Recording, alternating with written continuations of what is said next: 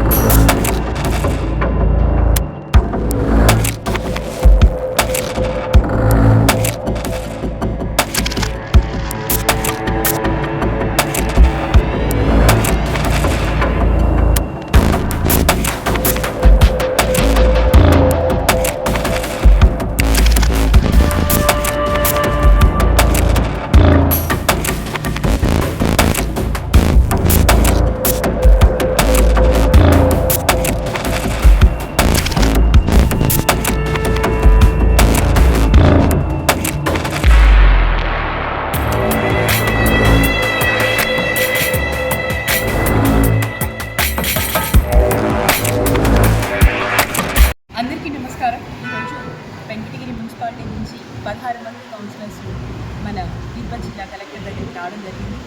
తిరుపతిలో అవిశ్వాస తీర్మానాన్ని మన కలెక్టర్కి ఇవ్వడం జరిగింది.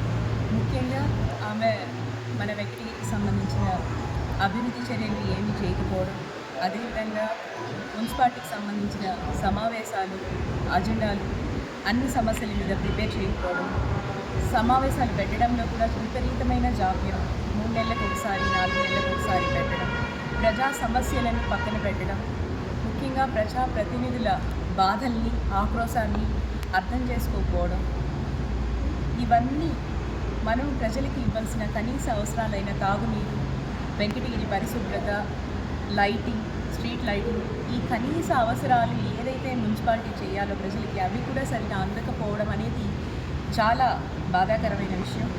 ఈ 4 సంవత్సరాలు మొత్తం కౌన్సిలర్స్ అందరూ ఆవేదనతో ప్రజల చేత ఎన్నుకోబడి ఏ విధమైన అభివృద్ధి, ప్రజలకు ఏ విధమైన సహకారం కూడా అందించలేదని బాధపడుతూ ఈ సంవత్సరం రోజులన్నా మేము కౌన్సిలర్స్, మేము ప్రజాప్రతినిధులుగా ప్రజలకు సేవ చేయాలనే ఉద్దేశంతో ఆవిడ్ని మాకు వద్దు అనే దానితోనే అందరూ అవిశ్వాస తీర్మానాన్ని కలెక్టర్కి ఇవ్వడం జరిగింది. ముక్త కంఠంతో వెంకటగిరి డెవలప్మెంట్ ప్రజలందరూ కోరుకుంటున్నారు. మేము కూడా అదే కోరుకుంటున్నాం.